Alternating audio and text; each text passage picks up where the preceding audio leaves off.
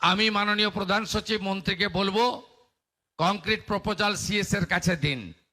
আপনাদের জন্য কি কি করতে পারি সেটা আমরা দেখব। কত ভ্যাকেন্সি আপনাদের খালি আছে সেটাও আমরা দেখব, এবং আপনাদের রিক্রুটমেন্ট এখন থেকে পুলিশ রিক্রুটমেন্ট বোর্ডের মাধ্যমে হবে। যত ভ্যাকেন্সি খালি আছে আগামী কয়েক মাসের মধ্যে আমরা পূরণ করব, এবং যারা কর্মরত অবস্থায় মারা গেছে তাদের ফাইলগুলো যদি পড়ে থাকে মাননীয় মুখ্য সচিবকে বিশেষভাবে দেখতে হবে।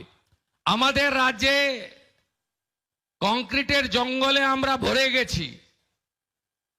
বিল্ডিং প্ল্যান পাস করার সময়,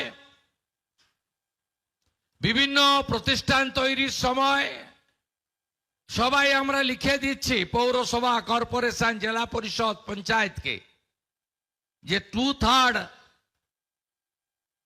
আমরা পরিকাঠামো বানাবো, ইনফ্রাস্ট্রাকচার বানাবো, 1/3 আমরা প্ল্যান্ট